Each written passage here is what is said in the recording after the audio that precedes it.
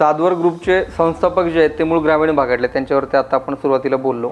पण ते ज्या ग्रामीण भागातून येत आहेत, आज त्या ग्रामीण भागातल्या मुलांनाही शिक्षण पुण्यासारखं दर्जेदार मिळावं, त्यासाठी आपले काही प्रयत्न सुरू आहेत का? संस्थेच्या काही शाखा तिकडे आहेत का? आम्ही तिकडे 1000 एकर जमिनीवरती आपल्याला तिकडे विद्यापीठ स्थापन करायचं हे आमचं स्वप्न आहे.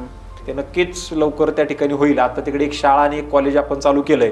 आम्हाला वेळ याच्याकरता लागतोय की लोक भेटत नाहीत. लोक जर भेटली तर आम्ही ते 0 मिनिटामध्ये उभा करण्याची ताकद आपल्याकडे त्याच्यामध्ये आहे. तेवढं विजन मिशन सगळी यंत्रणा आपण लावू शकतो. परंतु लोक ज्या पद्धतीनं पाहिजेत ती लोक आपल्याला उपलब्ध नाहीत. म्हणजे एक आउट ऑफ कॉन्टॅक्ट जाऊन एक मुद्दा सांगतो की आपल्याकडे म्हटलं जातं की नोकरी नाही.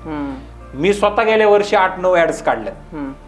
8-9 जाहिराती मी दिल्यात. शिक्षण संस्थेच्या, हॉटेलच्या, त्या फिल्म लाईनच्या, आम्हाला ॲडव्होकेट पाहिजे ज्युनियर त्याच्या जाहिराती, गावाकडे आम्ही 4-5 जाहिराती दिल्यात, तरी आम्हाला लोक भेटत नाहीत. मग जिथं म्हटलं जातं की लोकच नाहीयेत, जातात नेमकी कुठं, नोकऱ्या नाहीयेत जे म्हटलं जातं ते नेमकी जातात कुठं हे पण जरा तपासायला पाहिजे. तुमचं हे उत्तर लक्षात आलं म्हणून मी तुम्हाला बोललो. तुमचं हे उत्तर ऐकून काही जण तुम्हाला रिस्पॉन्स देणार आहेत की आम्ही अवेलेबल आहोत. त्यांनी तुमच्यापर्यंत कसं पोहोचायचं? 100%. त्यांनी कसं पोहोचायचं तुमच्यापर्यंत? नाही, त्यांनी कधी आमचं ऑफिस, मी असेल, आमचे वडील असतील, आमचे प्रिन्सिपल असतील, आमचे कुठेही आमच्याकडे अपॉइंटमेंट नावाचा प्रकार नाही.